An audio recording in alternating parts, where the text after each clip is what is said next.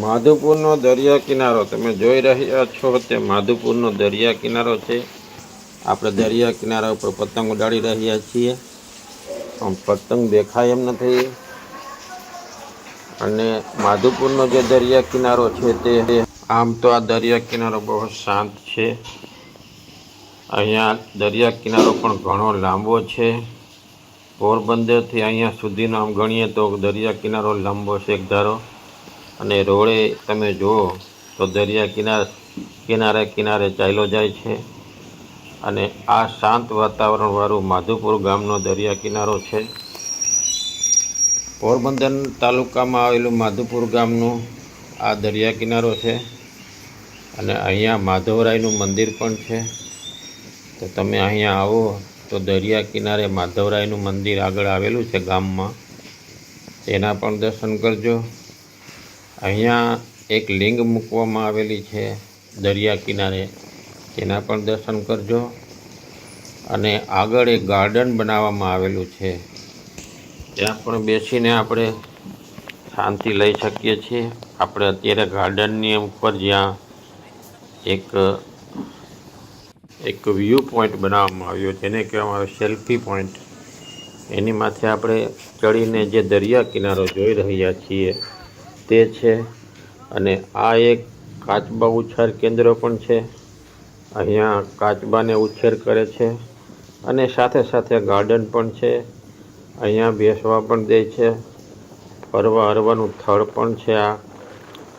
એટલે તમે માધુપુર દરિયા કિનારે આવશો તો અહીંયાથી થોડાક તમે 500 મીટર આગળ હાલશો એટલે આ કાચબા ઉછેર કેન્દ્ર આવશે।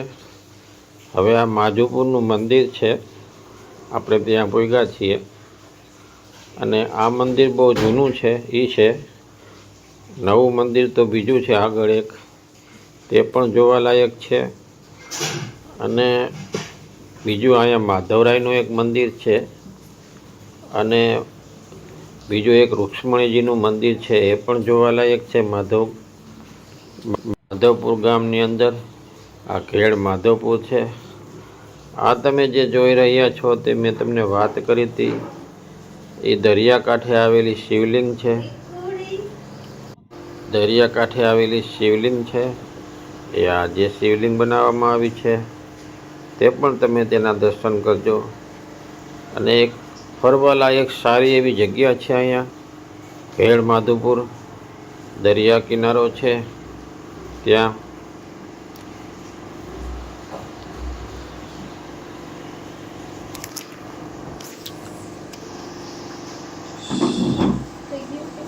તો આવો આપણે દરિયા કિનારે ફરીએ, શિવલિંગના દર્શન કરીએ અને એક આપણી પ્રવાસની જે છે તેને શુભ બનાવીએ। જુઓ તમે, અમે પણ અહીંની મુલાકાત લીધી હતી, બહુ મજા આવી। તમે પણ અહીંયા આવો, બેસો રેતીની અંદર અને ખૂબ આનંદ કરો।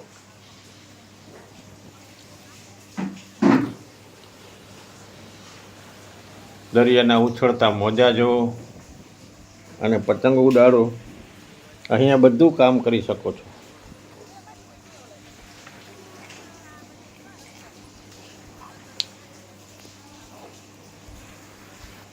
હવે આપણે જોશું જે તમને વાત કરી હતી મંદિરની, એ આ એક જૂનું મંદિર છે જે માધુપુર ગામની અંદર આવેલું છે।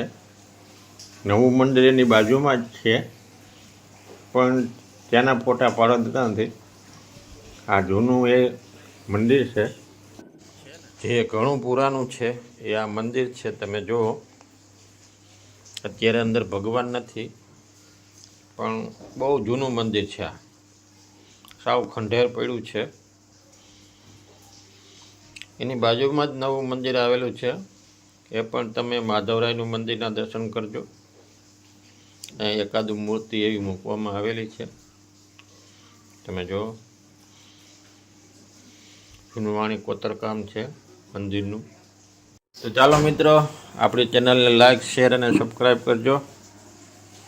ફરી મળીશું।